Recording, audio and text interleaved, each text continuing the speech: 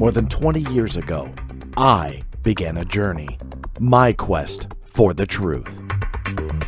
My name is John Greenewald, and I have hammered the United States government with Freedom of Information Act requests trying to get answers. I have more than 2 million pages of declassified documents for you to download at theblackvault.com. Now, I attempt to dive even deeper and talk to some of the most brilliant minds on this planet. No government secret is off limits, and no question is off the table. All I aim for is the truth. This is the Black Vault Radio.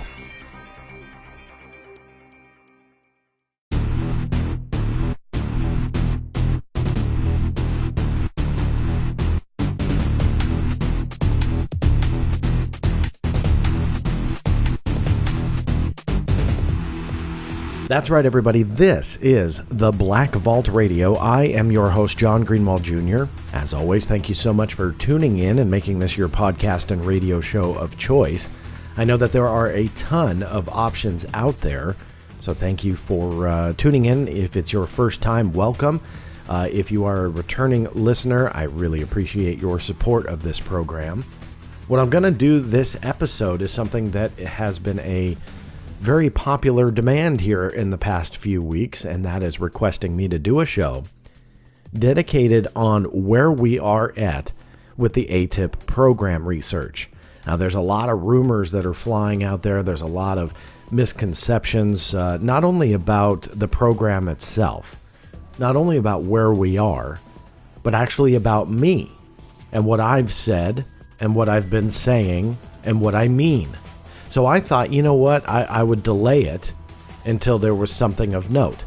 Well, this week has brought around a very cool, and in fact, 2 very cool revelations in my fight for AATIP-related documents. This also comes about a week or so from a presentation that Mr. Luis Elizondo, the man who has said that he headed the AATIP program, or the Advanced Aerospace Threat Identification Program, and that he was actively involved in the UFO aspect to the research of the AATIP program. Now, there's a lot of, again, misconceptions out there, especially when I tweet something out or put it on Facebook. The type of responses that I see, I realize that there are a lot of misconceptions. There's a lot of false information floating around. There's even quite a few assumptions about what all this is, what it all means, and then people solidify it as fact and they start forwarding it around. So what I'm going to aim to do here is update you all on where I'm at. I only speak for myself, but also clear up some of those misconceptions, because I saw quite a few on Twitter, and it is my fault entirely, but I get sucked into these conversations trying to prove my point, that I just get sucked into these like tweet wars. And you try and clear it up, and it's like talking to a brick, you know. And then when I just finally have enough, when people are just so blatantly misleading and they're just not listening, I'll use the block button. I don't care. I try not to do that, but it drives you nuts. So I get sucked in. My fault. But I thought, you know what? Let's just back off on those conversations. I don't need that drama. A good friend of mine, and who knows if he's listening, and I were talking about it the other day, and he had a great point. Why engage? Why waste the time? And it's something that I've known, but he's absolutely right. He's a well-known journalist, someone I respect highly, and it's something that I just needed to hear from him. And he's right. It's like, why waste your time? People are just out to get you, no matter who you are. So, I'll back off from all that. But I thought this show, I can go ahead and update you on where we are at and the 2 very big wins that I had in relation to the AATIP program and the hunt for documents, that is, through the Freedom of Information Act. Now, if you haven't heard the episode, I recommend to listen to it. I did a show called From Project Sign to AATIP. Now, parts of it may be, I don't want to say outdated, but need to be updated, which is the point of this show. But that episode, I really dove in deep about the history of UFO research from Project Sign, which was, in the late 1940s, all the way through the present day. And I just kind of outlined it all for you. And obviously, when I got to AATIP, I talked a lot about the red flags. Now, this is where I want to kind of start is if you've, I hate to say it this way, but living under a rock and have no idea what AATIP is. AATIP is the rumored UFO research program by the Pentagon.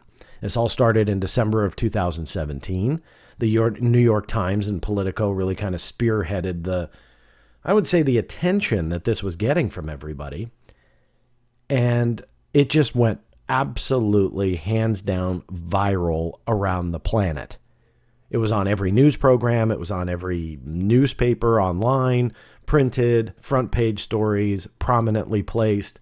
Not something you see every day in relation to UFO related stories. So I was all over this when the story broke because I was excited. I thought, wow, this is really cool. I have worked my butt off for decades to try and get UFO documents, have had many successes along the way, admittedly some failures as well, where you just get stonewalled and you can't get anything. So I was intrigued. Mr. Luis Elizondo and his testimony, I was all over that in October of 2017. And immediately filed Freedom of Information Act requests based on his testimony. Now, we knew after the December stories broke that what Mr. Luis Elizondo was talking about was known as AATIP, or the Advanced Aerospace Threat Identification Program.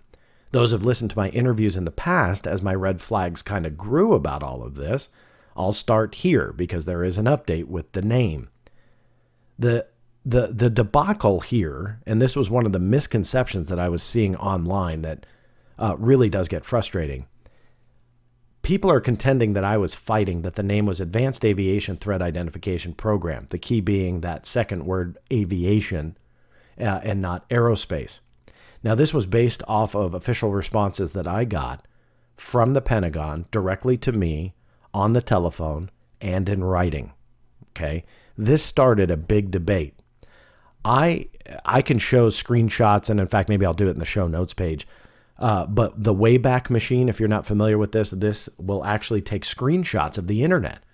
It's a third-party program, nonprofit organization hooked into the Internet Archive.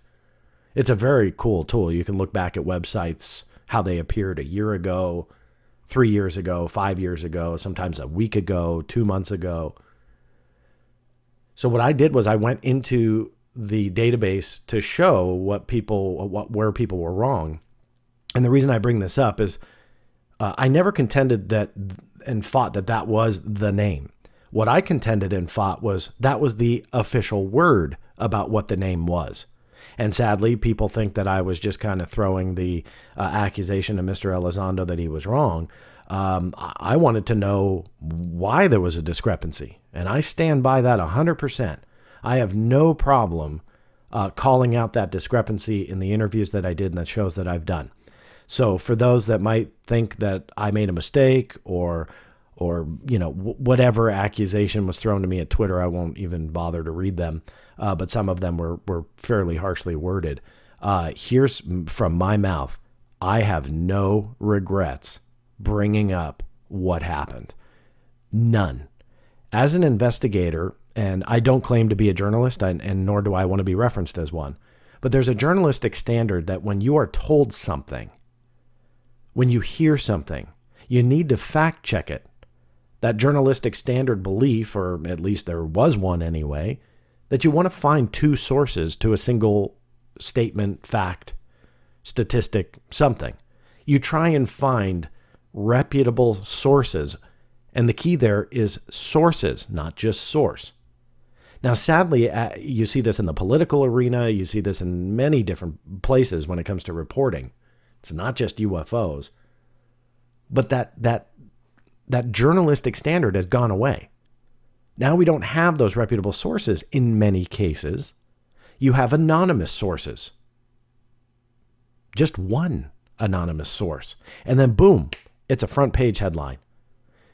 Why is that? Why have we fallen to a society that does not fact check anymore? I'll bring it back to UFOs. I think that that's what happened in December of 2017. I'm not calling Mr. Elizondo a liar. I'm not calling him unpatriotic.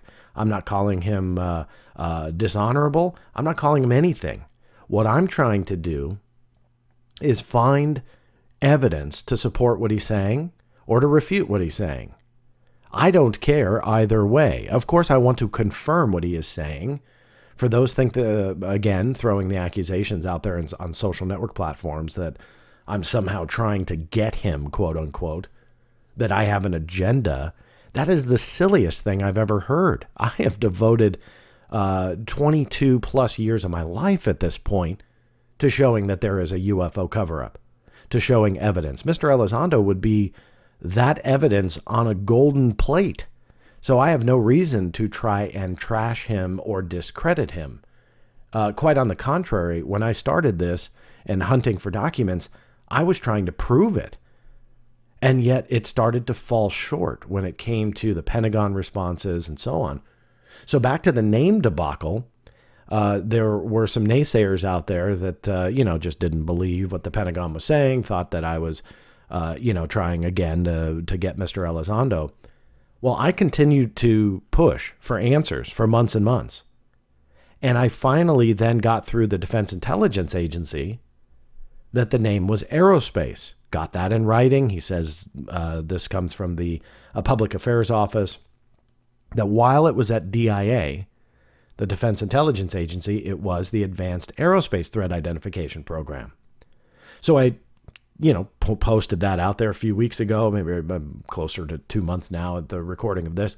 But anyway, those naysayers who trashed me for saying and putting any weight behind a spokesperson for the Pentagon because they're only a spokesperson, right? Which is pretty demeaning in my book.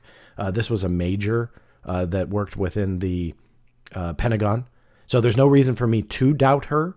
And that was always my word about the aerospace versus aviation debate.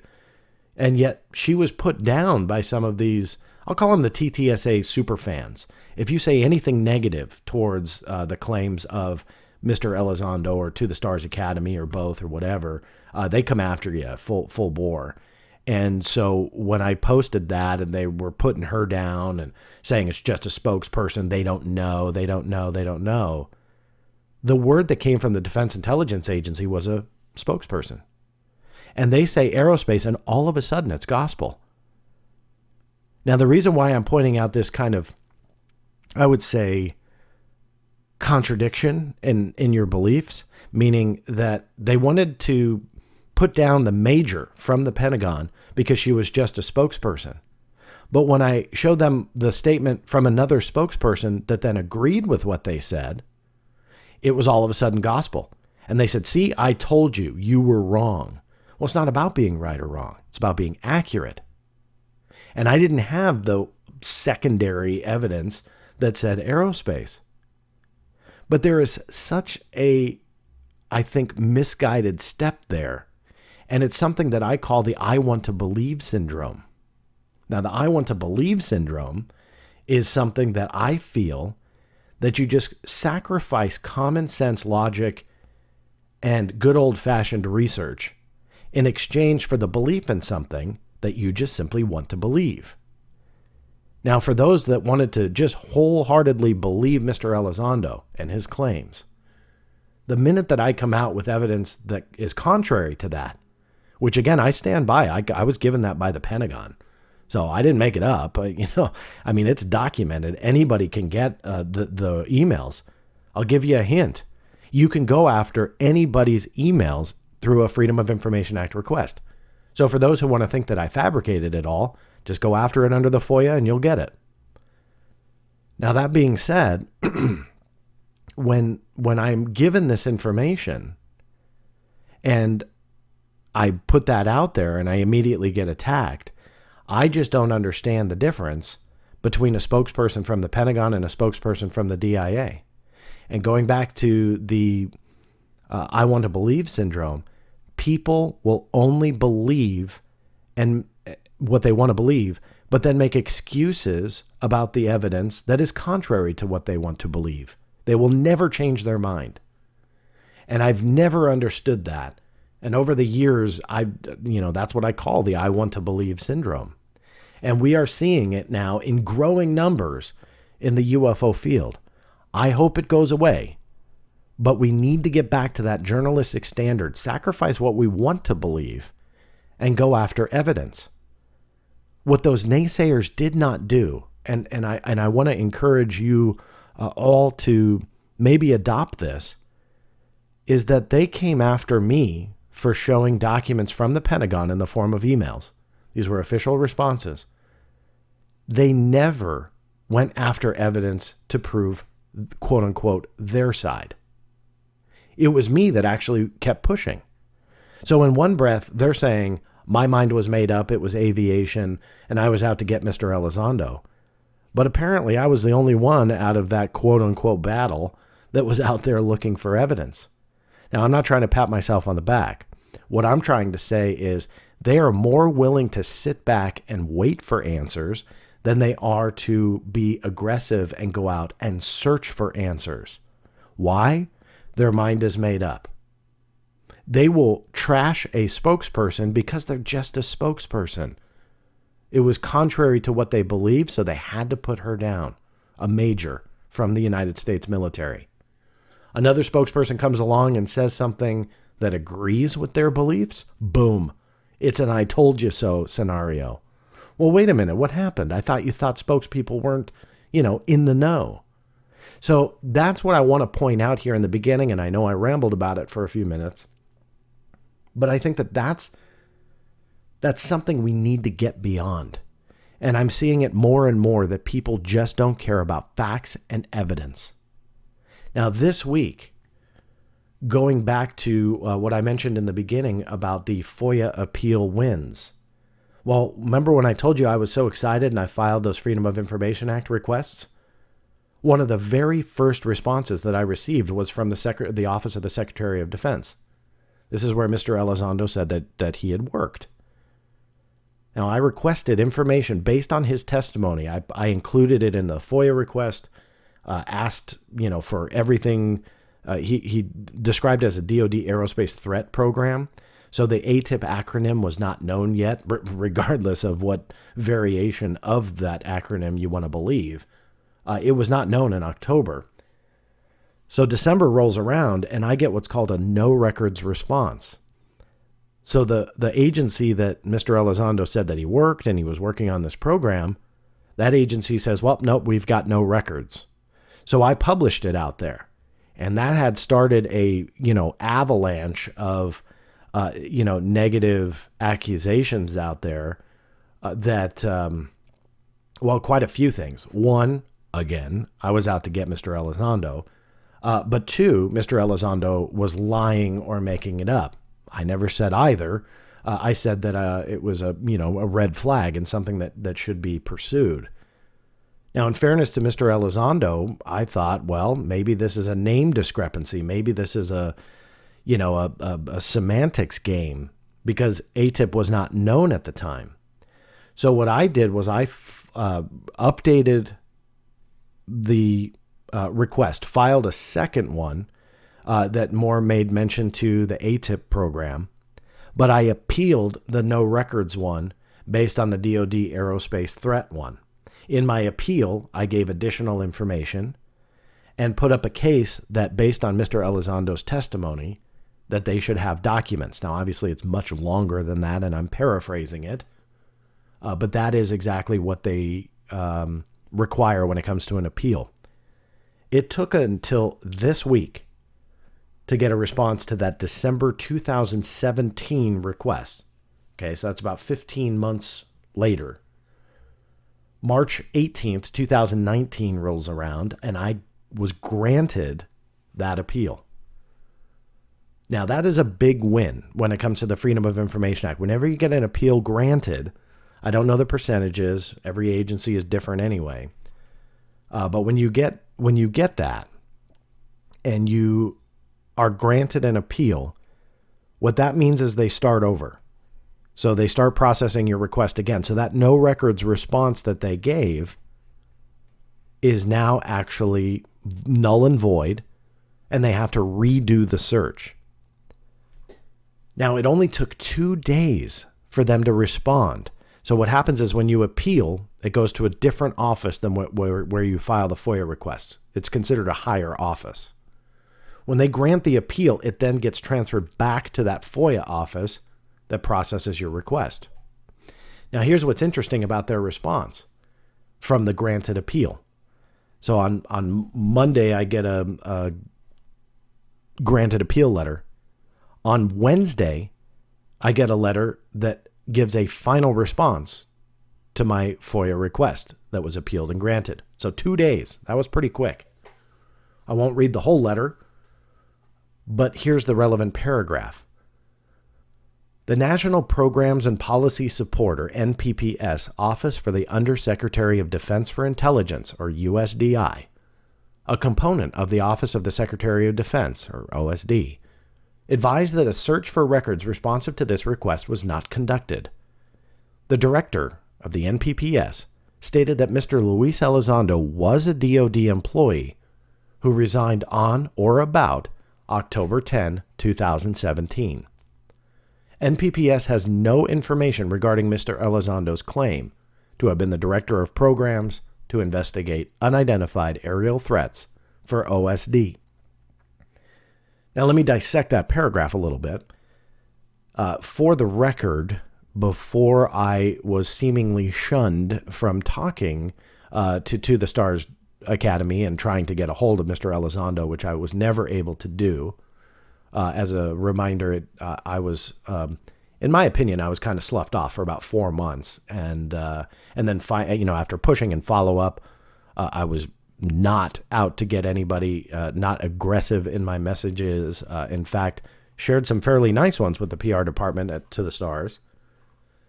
Before all that, and I was denied an interview with Mr. Elizondo to clear up some of these red flags. She had told me, part of the PR department to the STARS, that Mr. Elizondo did confirm that he was at the Office for the Undersecretary of Defense for Intelligence, or USDI. So when I received this letter on Monday, that coincides with what he said. So that's accurate, and it's not really well known that that is the official component that he worked in. Now, the Office of the Secretary of Defense is interesting in a way because it has like 30 plus components underneath it. He worked for USDI. Now, that's probably published, and in fact, I think it is, but it's not like in every article. So again, as an investigator, you just try and find corroborating evidence, and that supports what Mr. Elizondo was saying. From a Freedom of Information Act standpoint, they said that they did not search for records. Now, if I read this quickly, I would have missed it. That's a very big key here, so keep that in mind. Finally, they said that they had no information about his claim about unidentified aerial threats. In other words, they still continue to deny that the UFO or unidentified aerial phenomenon or UAPs or whatever you want to call it had nothing to do with AATIP. Now, going back to that, they did not search. I picked up on that, and under the Freedom of Information Act, they are required to search. Okay, they need to. And so what I did was I filed a second appeal. Now, a quick note about the Freedom of Information Act is you retain your appeal rights once you win an appeal. So if they say no records on something, you appeal it and you're granted your appeal. You can then appeal again if you feel that it's an adverse response to your request. Well, by blatantly saying we do not search for records or did not search for records on this, well, that's grounds for an appeal very quickly. So I did just that with the second appeal. Within 24 hours, to their credit, they granted my second appeal. Now, the request itself is looking for documents relating to AATIP based on Mr. Elizondo's testimony, but anything that describes the missions, the objectives, the outline, whatever it may be. I'm hoping that comes my way. But as of this morning, of the recording of this episode, and I'm recording this and launching it on March 22nd, 2019, the appeal that was granted today may hopefully unwrap some kind of secrecy around the AATIP documents, and we will get something. Now, we know that at this point, the only thing that has been released are the 38 reports that were created when AATIP was part of the Defense Intelligence Agency.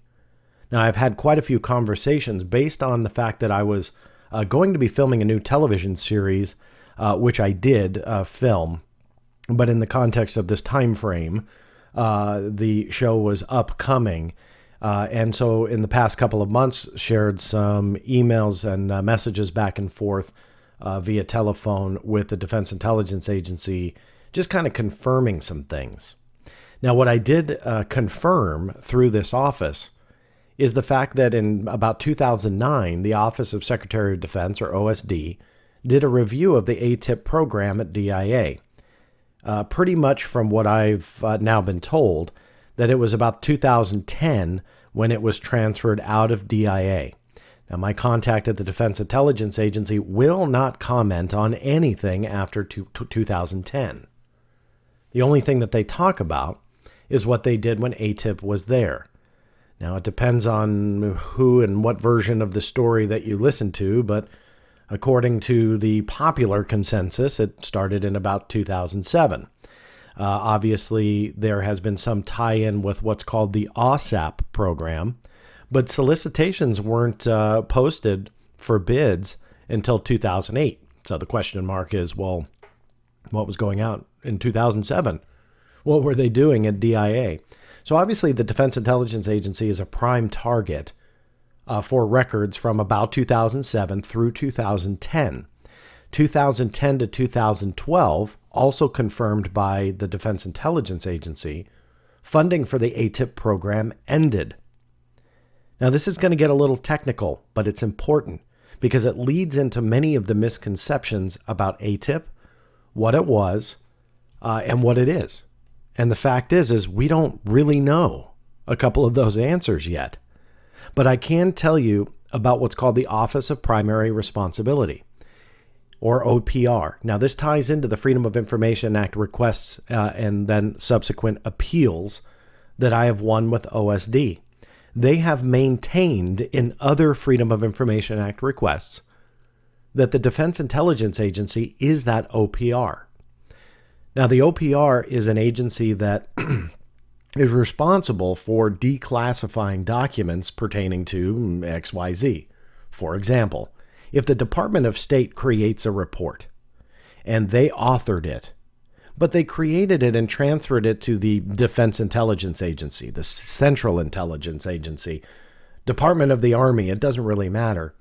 If I file a FOIA request to the Defense Intelligence Agency or the Central Intelligence Agency or the Department of the Army, seeking that document, most likely I will get a Freedom of Information Act response that says they found the document, but it is not a quote-unquote agency document.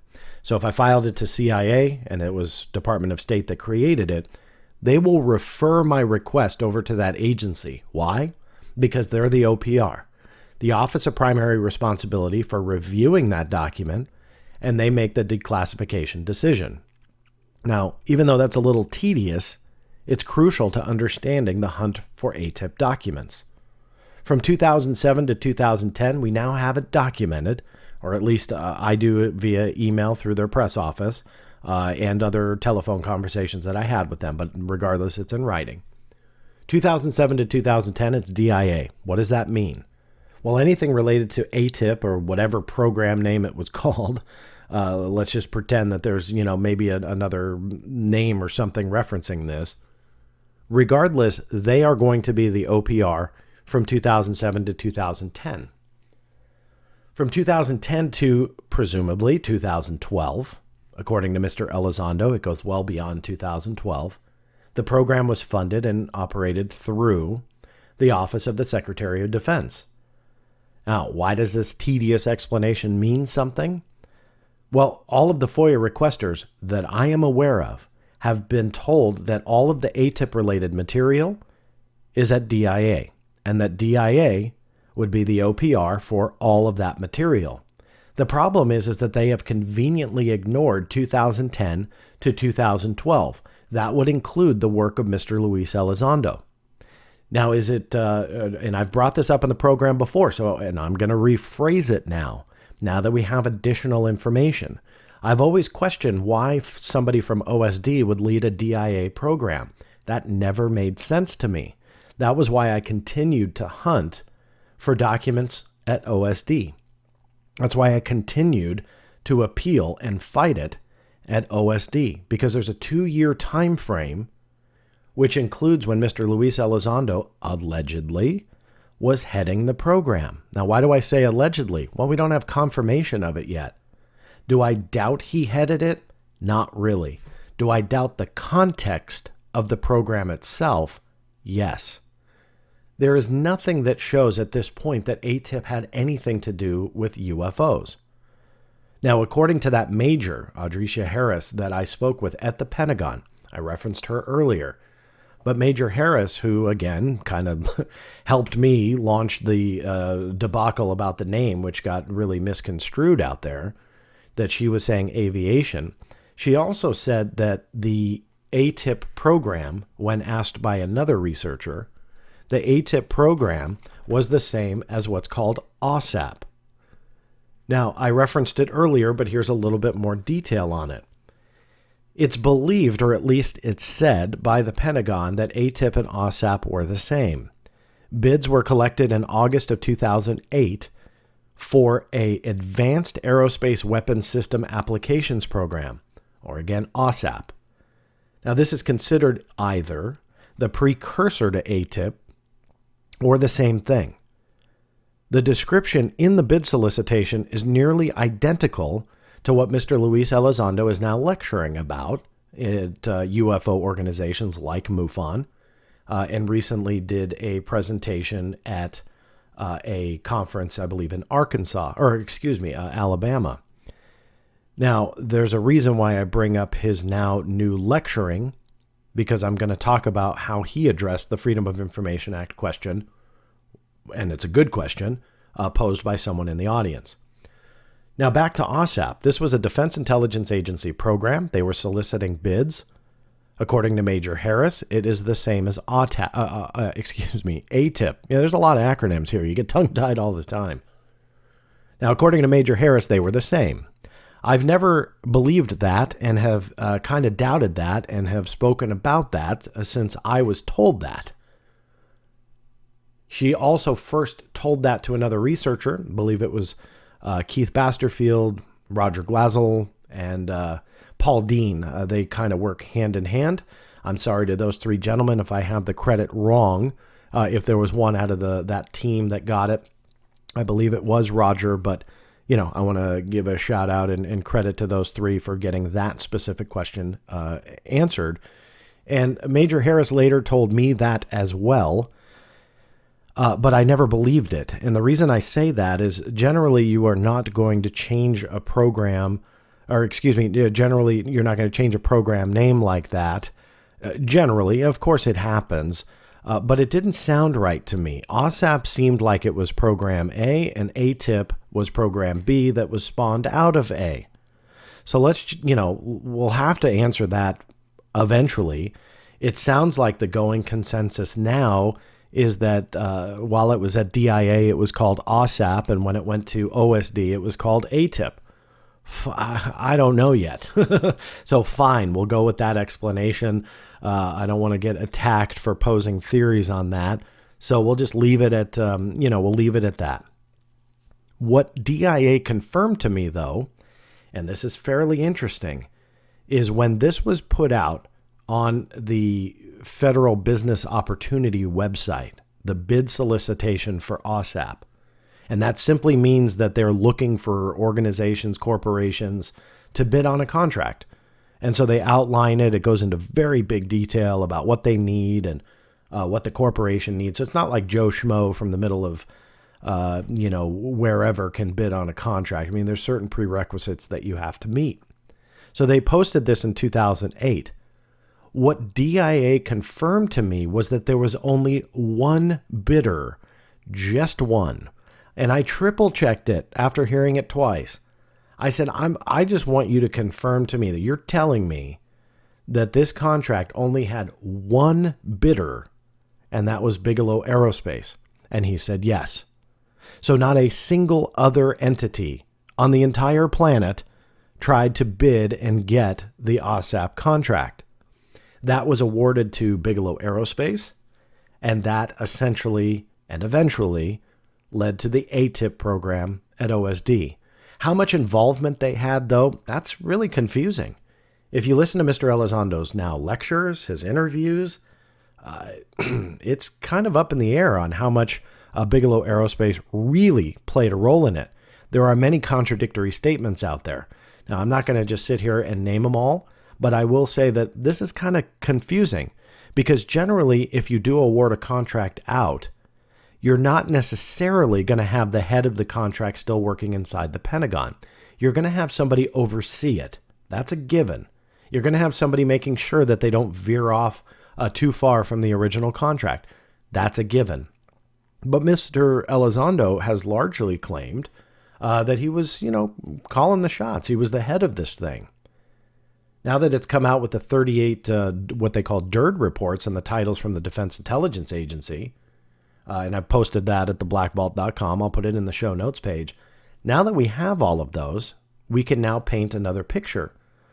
It was Dr. Hal Puthoff who was the one that was saying that he was the one that shelled out those contracts to the various people that authored those reports. Now, there's a lot of speculation out there on how much money was truly spent. If you listen to the New York Times, it was $22 million. $22 million was transferred over to the AATIP program, it sounds like. These reports were created, and 38 reports, according to the DIA, were generated, and that's it. Now, some people say, you spent $22 million and got this? Because if you look at the titles, you can actually Google the titles and find very similar titles by the same authors. It's like they took their already written papers and repurposed them. Now, I don't want to make that claim and accusation against those scientists. Many of them are brilliant and deserve recognition for their expertise and the strides that they've made in their individual fields of research. However, it's a little bit weird that if $22 million was the correct amount, I know George Knapp reported $10 million. Heck, even if it was $5 million, that is a heck of a lot of money. Not in the grander picture, so let me rephrase that a little bit. But in this specific outcome, now that we know that there were 38 reports, and that's it, there were that many millions of dollars that went into that on reports that were largely available or, at least in some form or another. So there wasn't, my whole point in pointing that part out is that there wasn't a whole lot of original research in regards to this contract. So I think that hopefully will be addressed when the documents are released. But we have these, titles anyway, and a few have leaked out. Credit to George Knapp for getting those onto the internet. There were a couple others, and this is the weird thing, that were put onto the internet by Corey Good, someone who's believed to be very much a either hoaxer or somebody with disinformation or whatever, but I personally don't believe any of his story. And yet he wound up with two of the 38. Now, I believe that he really hasn't spoken out about how he got those. I believe someone gave them to him, but it actually doesn't matter. And here's why. The majority of them were unclassified. They did not hold a classification. That's actually key to understanding this. Now, some of them dealt with warp drives and Drake equation and so on. I tried to get the DIA to tell me in what context those subjects were chosen. They wouldn't. They wouldn't tell me that. But if you listen to Hal Puthoff, Dr. Puthoff, he's the one that actually made the decision. He's the one that shelled out those individual contracts and got those reports written. So it wasn't necessarily a DIA-led objective for them to have a report on a warp drive or have a report on the Drake equation or whatever. I think that that's important because that goes into that journalistic standard. When it was reported widely, when these documents came out, it was that the Defense Intelligence Agency was the one that mandated that they get a report on the Drake equation. And yet that is not entirely true. Now, we don't know that 100% at this point, but no evidence points to it. When I asked the DIA, they came back and they said we had these, I think it was a list of 12 different research aspects through the contract. And that's what was shelled out to a private corporation or Bigelow Aerospace, not, non-government entity. So the question mark is, who made that decision? Well, that'll come out. But I think that again goes back to my point about the journalistic standard. Regardless, we have the titles of these 38 reports. We have some of the reports themselves. Now, how important is that? Well, time will tell. But in the past few weeks, I've made another discovery that is interesting to point out. It has nothing to do with AATIP, but may actually tie in to the AATIP idea or the OSAP idea. And that was a discovery of a Project Outgrowth from the 1970s. Now, Project Outgrowth, what that is an advanced propulsion study that was seeking advanced propulsion methods that were about 30 to 40 years into the future. Now, why is that important? Because the original OSAP solicitation was looking for, they call it forward projection, of propulsion methods, including lift, control, power generation, what they called temporal translation, materials, and so on, of 40 years into the future. So it was very, very similar the way that they were looking at advanced propulsion in the 1970s, forward thinking 30 to 40 years, and then the OSAP solicitation was put out on the Foreign Business Opportunities website, looking for bids, talking about these different, objectives and so on, but looking at technology through the next 40-year time frame. Now, why is that interesting? Well, do the math. When the report on Project Outgrowth was published, you fast forward about 36 to 37 years, and then the OSAP solicitation was posted. Now, I'm not claiming that there's a connection. I'm not claiming they're identical. That's another misconception often posted now here in the last couple of weeks, that I'm trying to say that, that this is somehow the same thing. I'm not saying it's the same thing. I'm saying the concept is the same thing. That in 1970s terminology, they were looking at these advanced propulsion methods. But here's another interesting aspect to Project Outgrowth, which absolutely ties into the AATIP concept. They studied psychokinesis in Project Outgrowth. Psychic energy that can propel an aircraft. Those are paranormal-like ideas, right? Whether or not you believe it's possible or not to propel an aircraft with your mind.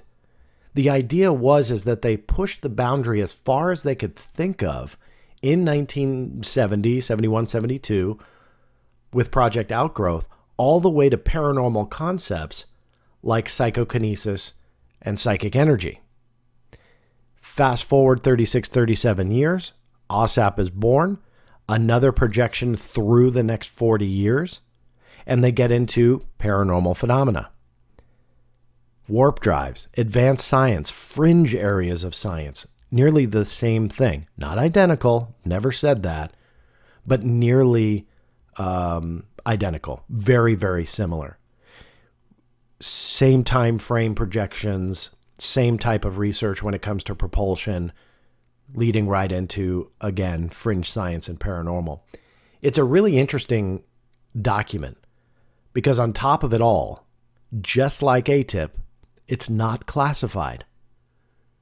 Now, this is very, very important when you talk about UFO-related documents. And for a moment here, I'm going to talk about the official, acknowledged, real, you can physically hold them documents that I obtained under the Freedom of Information Act. The post-Project Blue Book era documents, the ones that have been the primary focal point of my research for more than 20 years, largely hold classification stamps. Documents that should not exist about UFOs. No, they don't recreate the acronym to UAP or something else. It is black and white UFO. Black and white unidentified flying object in United States Air Force manuals well into the 2000s. So we're not going back 40, 50, 60 years. Present day. They are not afraid to use the UFO acronym. They're not afraid to use unidentified flying objects, and they're not afraid to classify many of those documents. Again, not all, but many.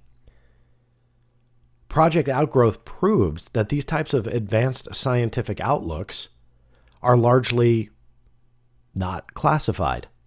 Very similar to the AATIP program, not classified. Compare that with UFO documents, largely classified. Various levels. I've got UFO documents all the way up to the top secret, many still blacked out, all the way down to secret, confidential, even restricted, but they don't use restricted anymore. That really wasn't really a real level. But you've got everything across the gamut when it comes to true UFO documents. Now, I bring this up because I feel history often helps us understand today. That's just not to sound cheesy, but that really is true with a lot of different aspects to research, learning, and understanding. We look at the past, the mistakes that were made on certain things, the triumphs that were made, and so on. For me, the comparison is that you go back to UFO documents that you can prove 100% undeniably exist. And there are classification stamps. That phenomena, which I do use the plural, that phenomena holds a classification within the United States military and the United States government. Yet AATIP is not. I mentioned the the Federal Business Opportunities website, or FBO. Anybody can still go online, even as I record this in 2019, and download the 2008 bid solicitation, the one that got one single bid. You can go on there and download it. Anyone. Now, what does that tell you? Use a little common sense. The program itself is not classified. When you're out there seeking a Lockheed Martin or a Lockheed Martin or a Skunk Works level program that's going to be highly classified and highly secretive, you don't just post that on a billboard in neon lights and say you're creating a mock whatever aircraft, it's highly classified, let's bid. You generally don't do that. All right. There's different ways for them to solicit classified bids. So the fact that they were just throwing this out there on the website may actually lend credence to the fact that they were just simply looking at aviation, aeronautical, aerospace threats. Looking at advanced technology, looking at videos of advanced technology, trying to essentially, without using the phrase, reverse engineer, understand it, look at propulsion, lift, control, power generation, signature reduction, human interface. Read through the AATIP bid solicitation and see that it really doesn't look like a UFO program at all. Now, I may have contradicted myself a little bit, and hopefully you caught on. AATIP, which does not appear to be a UFO program, in my opinion, is not the same as AATIP. So now the question is, does AATIP have any UFO aspect to it? I've tried to give that idea the benefit of the doubt. Sadly, with Mr. Luis Elizondo's recent lectures, his breakdown of what AATIP was is nearly identical to AATIP. What does that prove? There's no change. I wanted there to be a change. I wanted there to be a realization that AATIP was born out of AATIP, because AATIP that was just studying aircraft realized, there is a phenomenon that's very real here, and we need to study UFOs. So let's go ahead and, create AATIP. Mr. Luis Elizondo heads it, and then all of a sudden the story makes sense. Sadly, he's just confirming that AATIP is closely related, if not identical, to AATIP. And there is no evidence to support that UFOs played any role in it. History helps that proof and that concept by looking at Project Outgrowth. Not identical, but incredibly similar. Looking at advanced propulsion, paving the way all the way to paranormal concepts. Neither one had anything to do with UFOs, but the concept was the same. So where are we at now? Right? We have some historical context that the AATIP concept, I guess, I keep calling it that, but the AATIP concept of not being a UFO-related program, going into fringe elements of science and even the paranormal realm is not far-fetched. It's happened before. Forward projection, 30 to 40 years, then fast forward 30 to 40 years, and you've got the OSAP bid, and they're doing it all over again. So very similar wording to those two projects, and it kind of shows, well, AATIP is not all that different than what we've seen. Of course, the media made it out to be much different than what the documents say, but let's just, again, give it the benefit of the doubt that it is potentially having this UFO aspect. That's the part that doesn't make sense to me at all. None of the wording makes sense. You do have the testimony of Mr. Luis Elizondo. I'm not calling him a liar, but where is the disconnect? If what he was saying was reality, and let's just assume for a moment it is, what would the Pentagon do? They're putting really a blatant attempt at a lie out there. There's no other way to put it. Have I caught the government in lies before? Yes. Do we know that they lie? Yes. But contrary to popular belief, and many of you might not even want to hear this, most of the time, they're telling the truth. So can we just automatically assume that we just are getting lied to, that they're covering it all up, that the Freedom of Information Act is so broken that they will hide and shield all of these unclassified documents from us? Now, I only laugh because that doesn't make sense.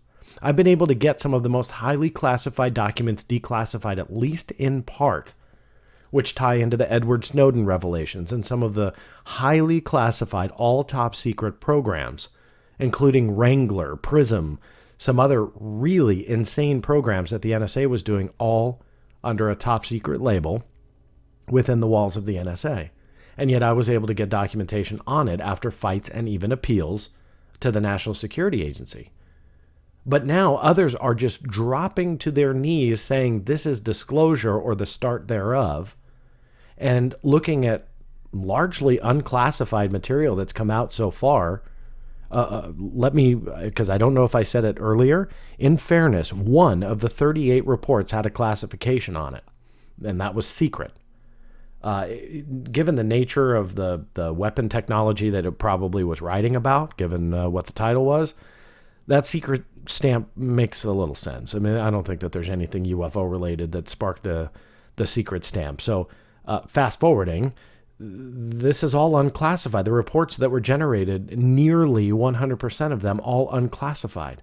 And yet people are more willing to believe that the government is going to fracture the Freedom of Information Act and records retention schedules and the law itself to cover up a largely unclassified project. It does not make sense. That also discounts all of those other UFO-related documents that I talked about that have a classification all the way up to top secret. None of that makes sense. So where are we? Is AATIP a UFO-related program? Well, time will tell. But going back to them putting their words out there in regards to press statements and so on and so forth, saying undeniably there are no unidentified aerial threat aspects to AATIP, that their UFO accusation that it is a UFO research program is false. That is now coming from the Pentagon. That is also now coming from the Defense Intelligence Agency. It's been published. I'm not taking credit for being the first to get that kind of denial. That was published, I believe, in Wired magazine. That was one of the first fairly, I don't want to call it negative, but they did a good journalistic way of trying to confirm or try to deny what Mr. Elizondo was stating. So when you have all of this on the line, documentation will come out. I do not want to rest until this particular question or questions are answered. So we have two agencies now with AATIP-related material, DIA and OSD. Now, let me summarize then where we are at. OSD would be the 2010 to 2012 timeframe, or beyond, if Mr. Elizondo is being honest. So we will have at least 2 years worth of documents there. That is why I fought those appeals. I do not know of anyone else who has. And if they have, I do not know that anybody had any AATIP-related grants of an appeal at OSD. Now, again, that is not a pat me on the back, but that is a, instead of searching for answers, you're waiting for answers mentality. And that's what I think is a shame when it comes to the blogosphere out there and many, not all, but many of the journalists who are not pursuing these documents. This is what we have to do to either prove or disprove the claims of Mr. Luis Elizondo. So that's the first agency. So it's a waiting game with OSD. I won my appeals. This week was a huge, huge week in regards to that, and we're waiting. Now, from the 2007 to 2010 timeframe, that's DIA. Are they covering it up? Well, I've learned from the Twitter wars that sadly I got sucked into this week that people just think it's a huge cover-up. That they're saying that the DIA is just denying everyone access. I had one account say that it was above top secret, that AATIP was above top secret, and that's why they weren't releasing anything. When I called them out on the fact that there is no such thing as above top secret, but on top of that, there is absolutely no indication that there's classification to these programs. Look at the DIRD reports and so on. They backed off and said, well, I didn't really mean above top secret, but it's going to be classified. They're not going to tell you. None of that makes sense at this point. Will it turn out that way? Sure, I'll give it a shot. But after researching classified and highly, highly sensitive programs unrelated to UFOs, I can tell you none of that would be likely at all. Is it possible? Anything's possible. I never put it by the government at all. But likely? No. I just don't see it. So those types of comments out there about it being so highly classified and Harry Reid this and he said that, it doesn't matter. You're not going to, some of you may not like this, but a former senator speaking as a civilian, it doesn't matter what he says or doesn't say. The reason I say that is he could be absolutely right. It doesn't matter. He comes with no evidence behind him. For some, I've learned that that's enough. That if a politician tells you something, it has to be real. Where they got that, I have no idea. But it's how some people think. It's not how I think. So I want to know the backup evidence of Harry Reid's statements. I think some people have embellished what Harry Reid has said. I give Senator Reid a lot of credit for coming out, sitting with George Knapp. I give George a lot of credit for getting that interview or those interviews. I have nothing but praise for that outcome. But the content therein lies the questions. How much should we trust a politician? Speaking as a civilian, who has no oversight, who can say whatever he wants. Is he lying? I'm not saying that. Is he embellishing? I'm not saying that either. Is he telling the truth? We don't know. Right? A lot of this doesn't have evidence. So I'm pursuing a couple more leads.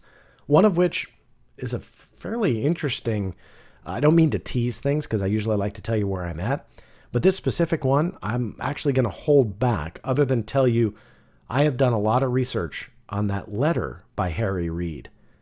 And there is a very interesting development about that letter that was put out by George Knapp that was sent to the Secretary of Defense, or the Undersecretary of Defense, to get the AATIP program as a special access program, or SAP. So I've been doing a lot of research on that to see exactly what was going on. And there's an interesting development that I am trying to quadruple check before I tell you guys. So I'm not trying to tease it. I'm just trying to tell you that this is far from over for me. So there's a lot of evidence out there that just doesn't have any backup. And that evidence is largely one guy. I'm not saying he's lying. I'm saying we don't have the evidence to prove what he is saying yet.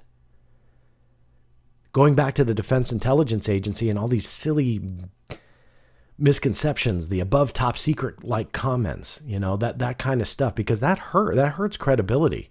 Some people may not realize it. Some people may say it jokingly.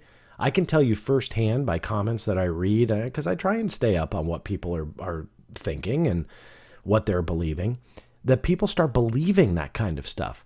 The only reason we don't have anything from the Defense Intelligence Agency yet is the fact that they are so sorely behind on Freedom of Information Act requests.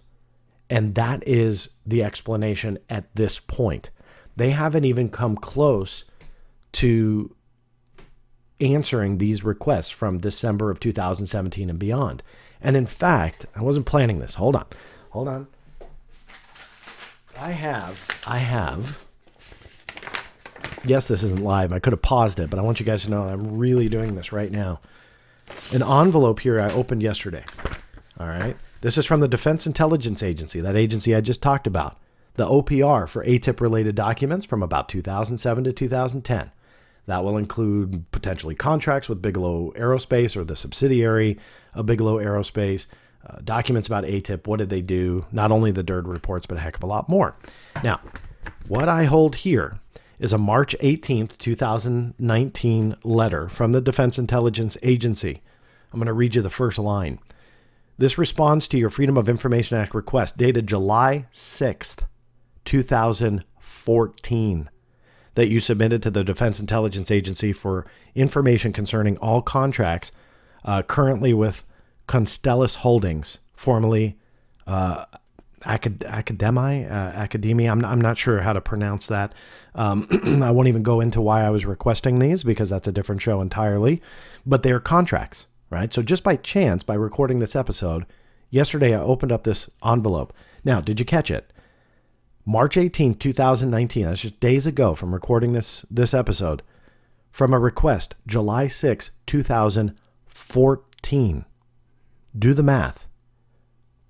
That is insane. That's over 4.5 years of waiting. 4.5 years. By that formula, we're about 3+ years out from getting AATIP answers if they don't speed this up. The responsive pile of records that I have here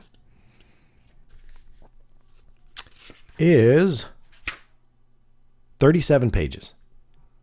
Now, 37 pages, it took me over 4 years to get.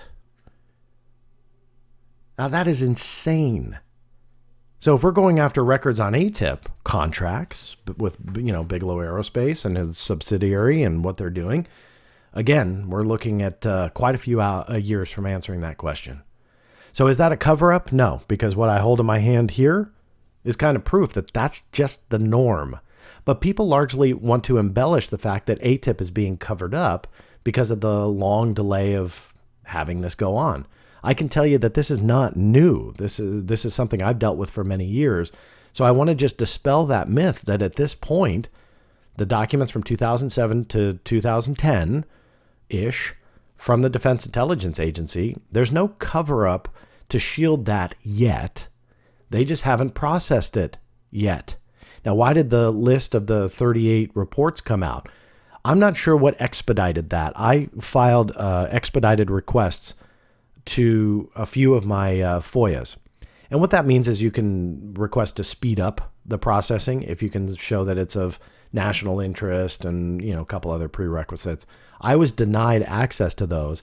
I know Nick Pope had called the Public Affairs Office based on a television show he was shooting at the time. This was back in, I think, January or whatever it was.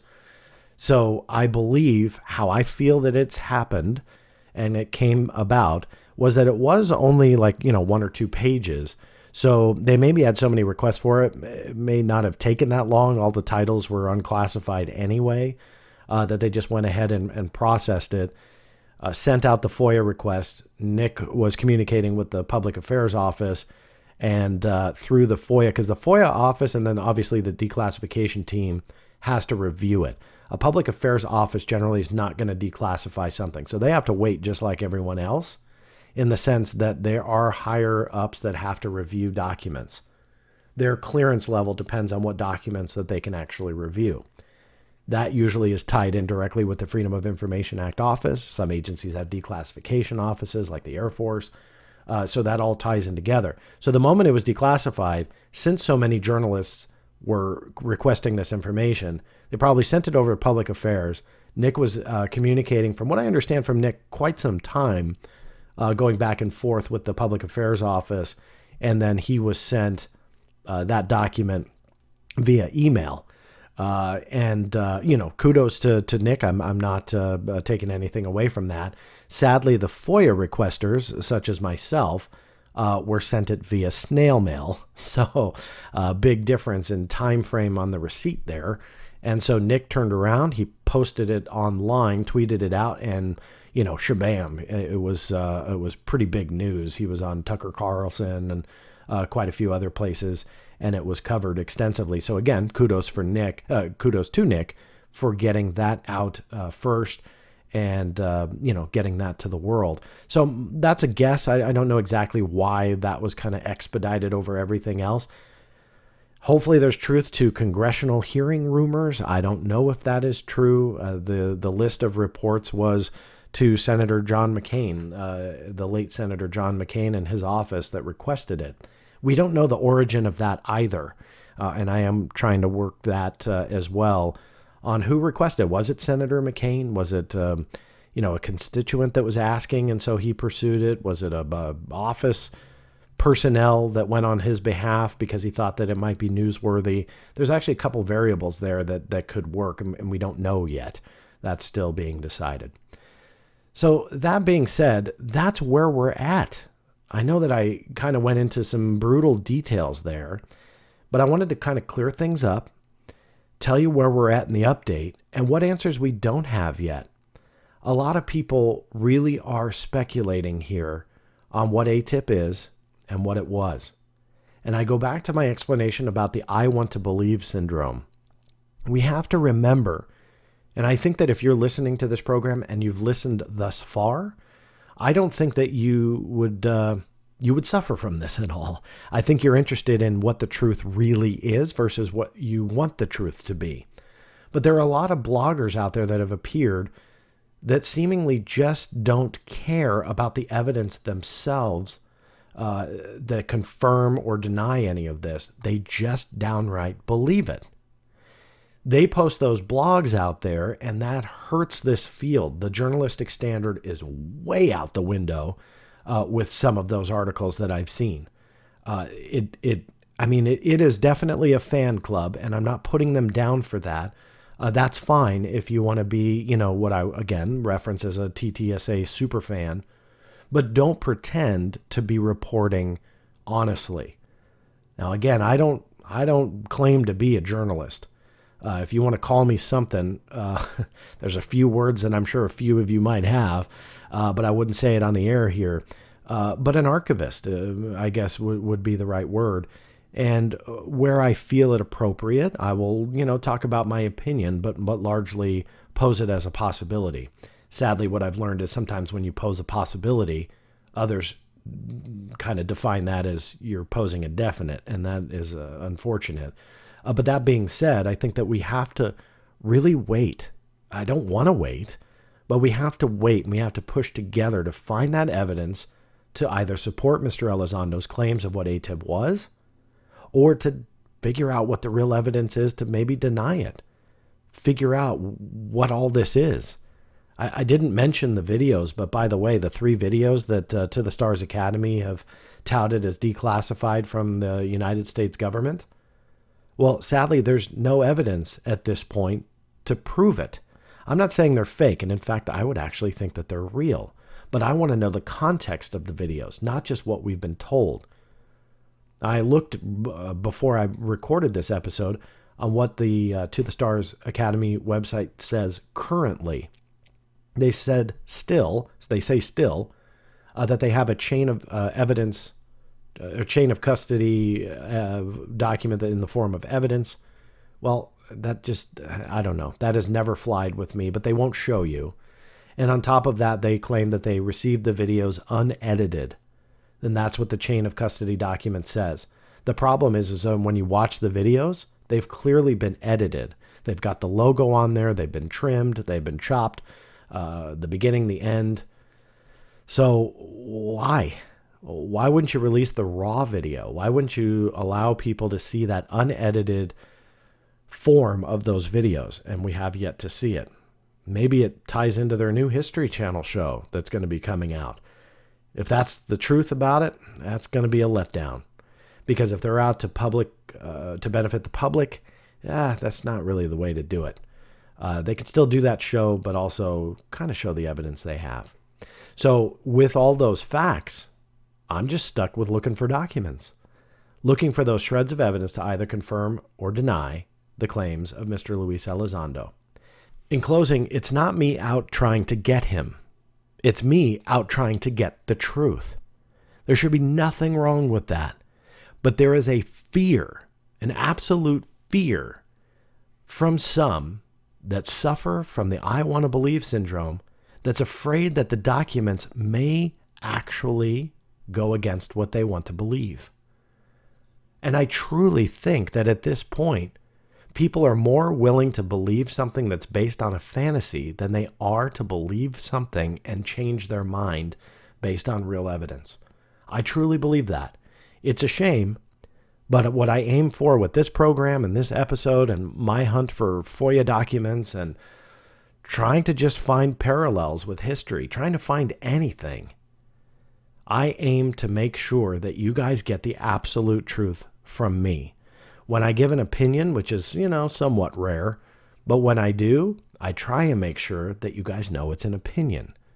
Other than that, I'm a document guy and I always will be, and I will continue to bring you these developments and do these type of episodes when they are worthwhile to tell you guys where we are at, where we are going, and, sometimes where we've been.